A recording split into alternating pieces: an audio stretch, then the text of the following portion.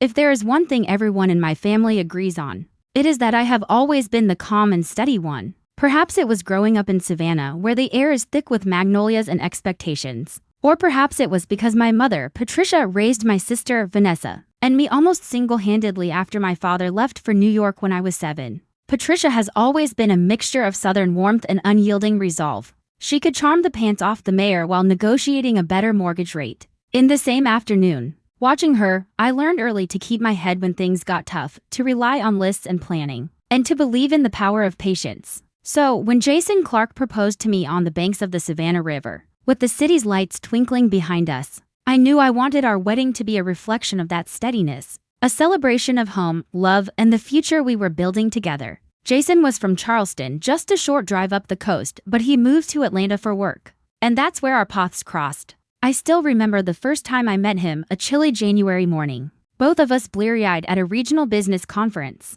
He offered me coffee and I realized only later that his hands were shaking. He says he knew from that moment, too. But I'm not sure I believe it. I had just spilled half the cup down my shirt. And he was so mortified he could barely meet my eyes. Still, something clicked for both of us. Our first real conversation was about family. How his father ran a hardware store and his mother made the world's best blueberry pie. Or so he claimed. For me, someone who had grown up with more disappointments than traditions, Jason's stories of Sunday dinners and annual fishing trips felt like a promise of the family I had always wanted. Planning the wedding became my mission. I threw myself into it with all the energy I could muster, determined to create something memorable not just for us but for everyone we loved. I chose a historic white house on the outskirts of Savannah, 3 stories, columns, wraparound porch, and lawns that rolled right down to the river. It was the sort of place I had always imagined as a little girl, watching wedding parties from the sidewalk as my mother hustled us home from the grocery store. Securing the venue took nearly a year of saving and an anxious call to my grandmother in Florida,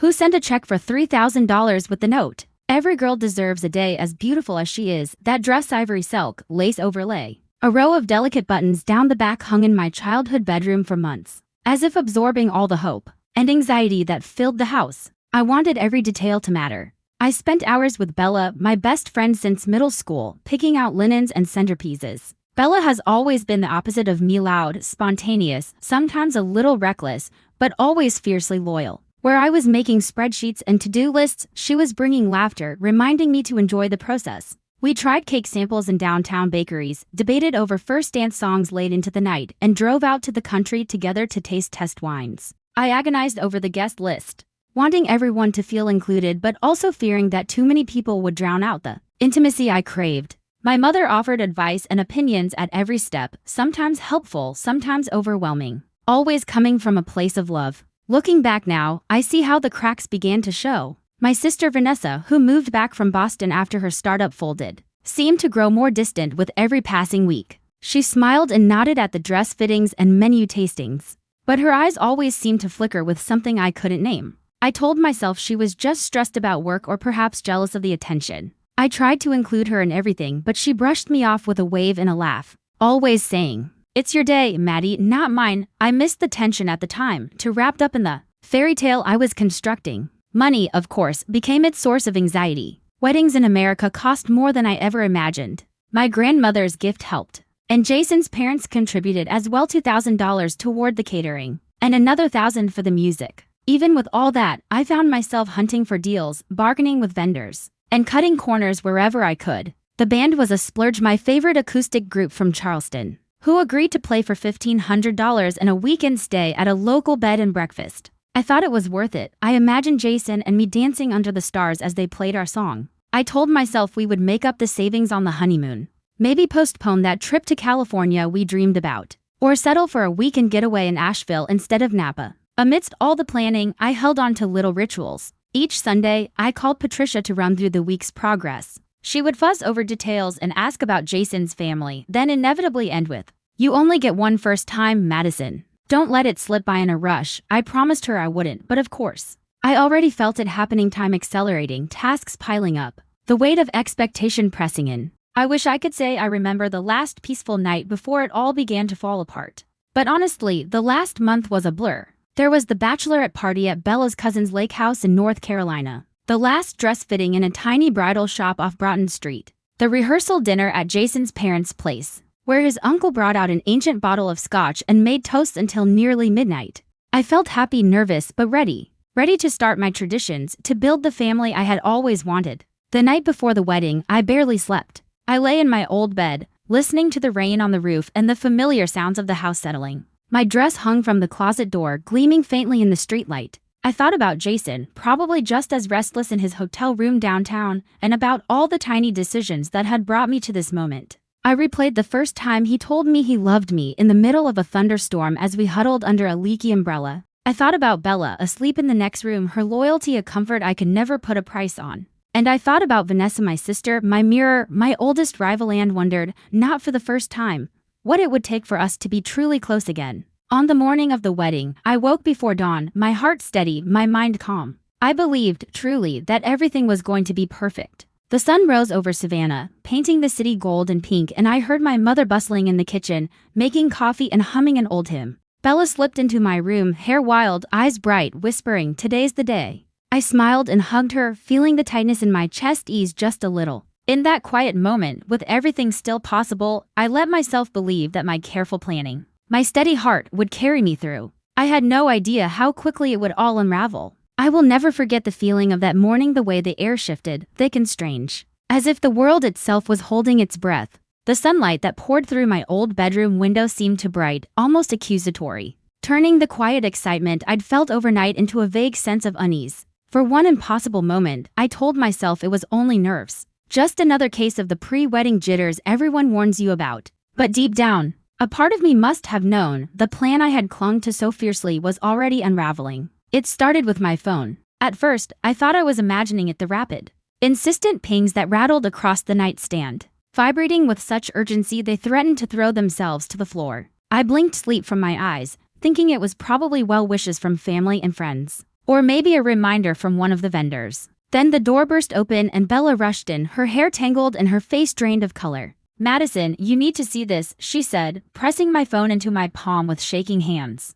The screen was a minefield of notifications, missed calls, unread messages, and one email at the top with the subject line, "Wedding catering canceled, confirmation." I stared at it for a long second, certain there had been some mistake. My thumb trembled as I opened the email, scanning the words. My own name and phone number were listed as the sender, and the timestamp matched the middle of the night. I'd never been awake at that hour, much less sending emails. My mind raced as I dialed the caterer, the one vendor we had paid in full, even before my grandmother's check for the dress had cleared. The man on the other end sounded tired and apologetic. "We got your message, Madison. You were so clear, said you wanted to call it off, no reschedule and no refund. I'm sorry, but we've already moved your date off the calendar." The line went dead. $5,000, gone in a heartbeat, and now nothing to feed our guests. I tried to steady my breathing, clinging to the hope that we could improvise. Maybe we could order from somewhere else, or at least serve something. I turned to Bella, who was already scrolling through her contacts, her thumb moving with frantic urgency.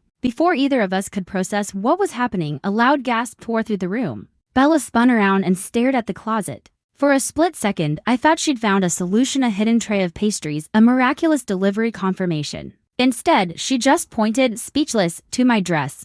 My wedding dress. The centerpiece of the dream I'd been building for over a year. I crossed the room in slow motion, the floor suddenly too far away, as if I might fall through it at any second. The door to the closet stood ajar. My dress had been draped over a padded hanger, covered with a translucent protective bag. Now, the bag had been pulled off and thrown aside. The dress itself was ruined. The lace at the hem was shredded, the bodice ripped down the seams. Worse, there were ugly brown stains splashed across the skirt, as if someone had poured coffee or red wine or both over the delicate fabric. It was ruined beyond repair, transformed from a symbol of hope and beauty into a silent accusation. Bella pressed a hand to her mouth. "Who would do this?" she whispered. Her eyes darted around the room as if the culprit might still be hiding there, waiting for us to leave so they could destroy something else. I just stared at the ruined fabric, too numb to even cry. I felt something inside me snap, a thin thread stretched too tight for too long. I sat on the edge of the bed, my phone heavy in my lap, trying to make sense of it all. Had someone broken in? Who even knew where I was keeping the dress? Was it just a prank that had gotten out of hand? I tried to stand, but my legs barely supported me. Every dream I'd worked for felt suddenly out of reach, replaced by this cold, gnawing dread. The day should have stopped there, but it didn't. If anything, the morning only got worse. The doorbell rang, the sound echoing down the hallway, and soon voices rose from downstairs. At first, I could only hear snippets, the familiar drone of my mother's voice, the excited chatter of relatives and old friends. But then something changed. A hush fell, then a ripple of whispers, uneasy and urgent. Bella looked at me, her expression shifting from concern to alarm. She left the room and returned moments later, her face white as paper. "Maddie, I think you need to come downstairs," she said, almost in a whisper. "People are saying things." I followed her, each step heavier than the last. In the foyer, clusters of guests stood huddled together, faces pinched with confusion and something like suspicion. I could feel their eyes on me, searching for clues. My mother, Patricia, hovered near the doorway, trying to calm a small group of relatives from Charlotte who were whispering furiously among themselves. It wasn't until Bella handed me her phone that I saw what had started it: screenshots circulating in a group chat, allegedly from my number. The texts were sickeningly intimate. Messages sent to Carter, one of Jason's best friends. The messages painted a portrait of a secret affair, plans to run away, declarations of love, detailed references to nights that had never happened. The group chat lit up with speculation, jokes, and thinly veiled contempt. And the worst part was that they all seemed to believe it. To them, the texts were proof, confirmation of every rumor and fear that people love to share at weddings. I tried to call Carter. My hands shook so badly I almost dropped the phone. Carter, as it happened, was vacationing in Europe, newly married and completely unreachable except for the odd social media post from Switzerland. He wouldn't even see these messages for days, maybe weeks. I felt trapped, unable to defend myself, the target of a campaign I couldn't even begin to explain. Jason found me in the dining room. His eyes were bloodshot, his jaw clenched tight enough to splinter teeth. He held his phone out, scrolling through the same messages I'd just seen. "Madison, is this true?" His voice was so quiet, so lost, that for a second I thought he might start crying. "Did you do this? Have you been lying to me?" I shook my head, tears streaming down my face, unable to speak. I wanted to reach out to him, to make him believe me, but the distance between us had already grown into a chasm. He paced the length of the room, one hand running through his hair, muttering to himself, "Why would someone do this? Who would want to ruin this day?" I tried to explain, to tell him about the dress, the catering, the sense that someone was behind all of it, but every word sounded like an excuse. He looked at me, eyes full of pain, and shook his head. I don't know what to believe, Madison. Everything is falling apart." He left the room, the door closing behind him with a finality that broke something inside me. I stood there for a long time, the sounds of whispered conversations and muffled laughter drifting through the old house, like a cold wind. Every guest who caught my eye seemed to pull away, their expressions ranging from pity to disgust. I could feel my future collapsing around me, years of hope and effort reduced to a single, awful morning. Through it all, Bella never left my side. She sat beside me on the old floral couch in the parlor, her hand gripping mine with quiet strength. "I believe you," she said, her voice steady despite everything. "We're going to get through this. Somehow, we will." That simple faith kept me from falling apart entirely. If everyone else doubted me, at least Bella did not. Even in the darkest moment, surrounded by suspicion and heartbreak, she was my anchor. But as the afternoon wore on, and the reality of my destroyed reputation settled in, I realized my life would never return to what it had been before. The perfect plan was gone, replaced by a story I never could have written for myself, a story, for now, of loss, betrayal, and the fragile hope that something, somehow, could be salvaged from the wreckage. The days that followed my ruined wedding blurred into one another, the hours melting together like colors left out in the rain. I packed up what was left of my pride and the last of my belongings and left Savannah. Before the sun was up, driving alone back to my apartment in Atlanta, I barely noticed the familiar stretch of I-16 that had always meant homecoming. It just felt like an escape. The city greeted me with a dull gray sky and a fresh wave of humiliation. I spent the first week on my couch, shades drawn, my phone silenced, and my face turned down. The money I'd saved for our honeymoon, almost $2,000 in cash, had vanished in non-refundable deposits, replacement dress rush orders, and desperate, useless attempts to salvage the catering. It felt as if I'd not only lost a future with Jason, but the carefully built stability I'd worked so long for. The worst part wasn't the money, or even the endless calls from relatives who wanted to check in. The real pain was quieter, more insidious. It was the feeling of being shunned, as if the entire world had closed its doors and windows against me. Atlanta felt colder than usual that spring, and even when the sun was shining, it seemed to have lost its warmth. My circle of friends, so loud and loving in better times, kept their distance, some out of awkwardness, some out of suspicion. My reputation was, if not ruined, then at least stained in ways I couldn't seem to wash clean. I could see it in the emails from former colleagues, sympathy laced with discomfort, as though my misfortune might be contagious. Bella, of course, was the exception. She came over every few days with groceries, letting herself in with the spare key I'd given her back when I first moved in. She'd plop down beside me, arms full of takeout containers, and start talking about anything but weddings. When the silence became too heavy, she'd reach for the remote, and we'd watch old sitcoms until the laughter felt real again. It was Bella who finally broke through my fog, half joking as always. "You know," she said one afternoon, poking at a carton of lo mein.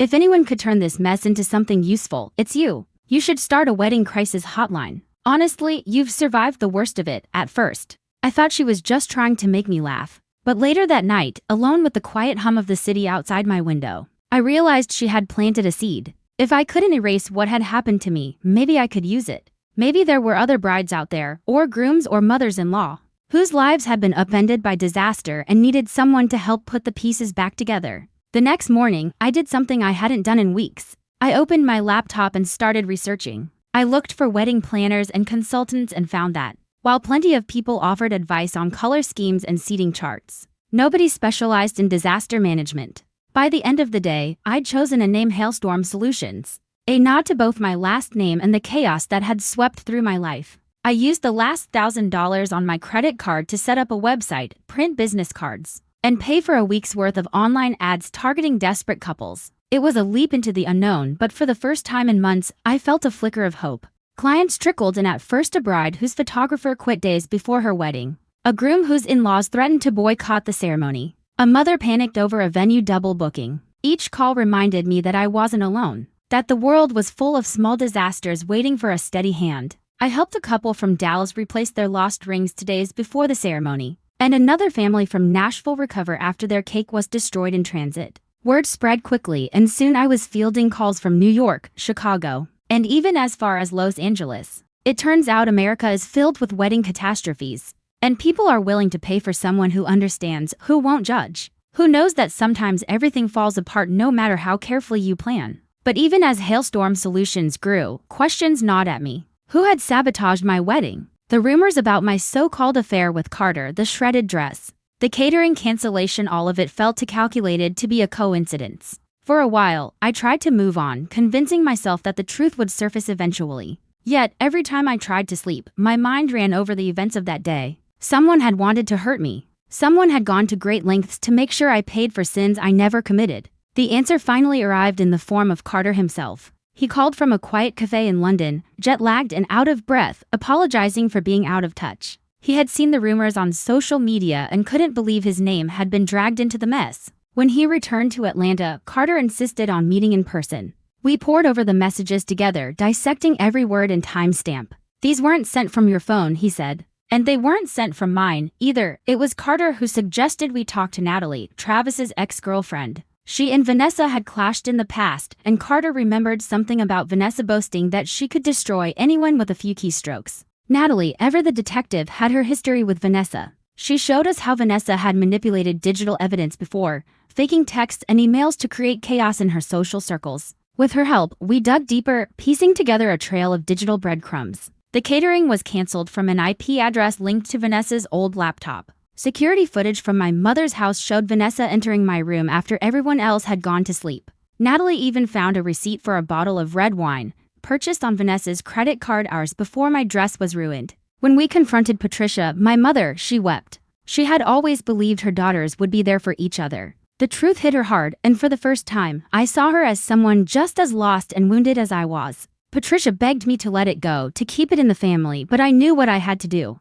I couldn't let Vanessa keep destroying lives, mine or anyone else's. Fate, as it often does, handed me an opportunity. Vanessa was set to marry a tech CEO in Miami, the kind of wedding that filled magazine pages and Instagram feeds. Carter, ever the fixer, arranged for us to confront her during the rehearsal dinner, a glittering affair held at a luxury hotel downtown. The air crackled with anticipation as we walked in, Bella at my side, Carter and Natalie just behind. I spotted Vanessa across the room, laughing at something her fiancé had said, completely at ease. I asked for everyone's attention, my voice carrying further than I expected. "I have something I need to say," I began. For a moment, I was terrified. But then I looked at Bella and strength flooded through me. I laid out the evidence: screenshots, receipts, digital forensics, each piece more damning than the last. The room grew colder with every word, the laughter fading into stunned silence. Vanessa's composure shattered.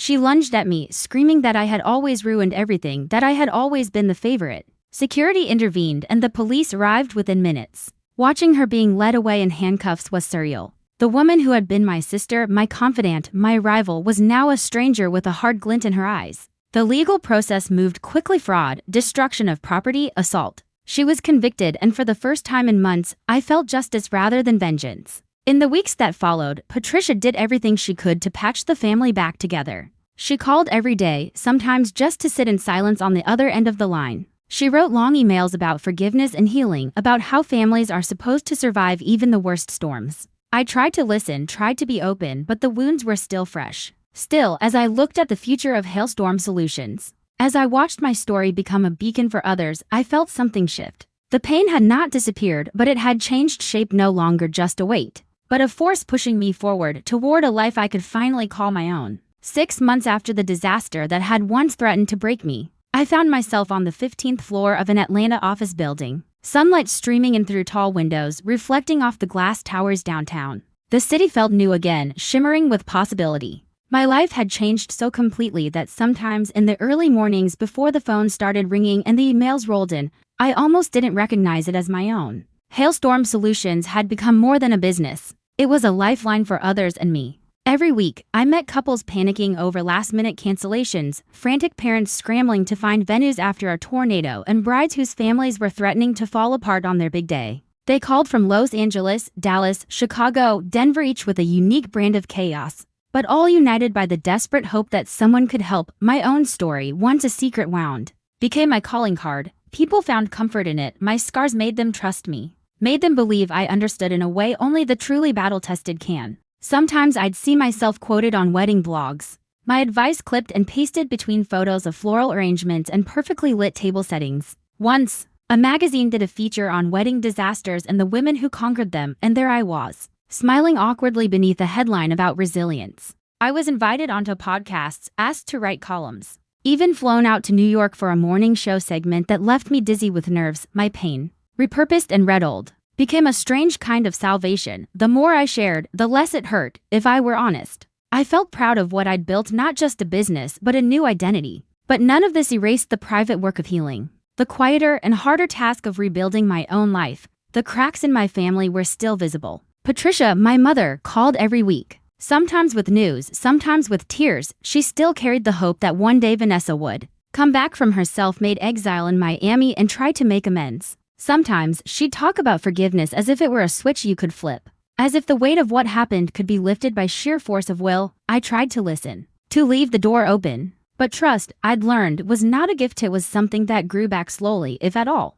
like grass after a wildfire. Vanessa, for her part, stayed away. She called once, just after her sentencing, her voice raw and unrecognizable on the line. She told me she was sorry, that she was getting help, that maybe one day we could try again. I said I hoped so, and I meant it. But in that moment, I was relieved when the call ended, grateful for the silence. Some wounds needed air and distance to heal. It was in the middle of this strange, suspended time that Jason came back. It happened on a soft spring evening, Atlanta glowing outside my window, the streets humming with weekend energy. I was home alone, answering emails with the television murmuring in the background, when there was a knock at my door. At first, I thought it must be Bella. She had a habit of arriving unannounced with wine or takeout, refusing to let me wallow. But when I opened the door, it was Jason, standing in the hallway with a sheepish smile and a bouquet of daisies, the same kind he used to bring me from the farmer's market. He looked older. I suppose I did, too. There was sadness in the lines around his eyes, but something else, to a quiet steadiness that hadn't been there before. For a moment, neither of us spoke.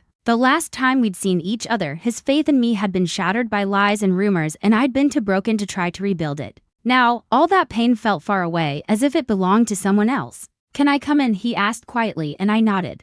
We sat in my small living room, the city light stretching out beyond the window, and talked for hours. He told me he'd seen the evidence. Bella and Carter had shown him everything. He said he was sorry for not believing me, for letting fear and doubt win. I told him I understood. I'd spent months trying to forgive myself for trusting the wrong people, for not seeing the signs, for clinging to plans even as the ground gave way beneath me. We talked about Vanessa, about family, about what it meant to lose so much and still find a way forward. There were tears and laughter and long stretches of comfortable silence. For the first time in a long while, I felt like I could breathe. When Jason asked if we could try again, I didn't hesitate.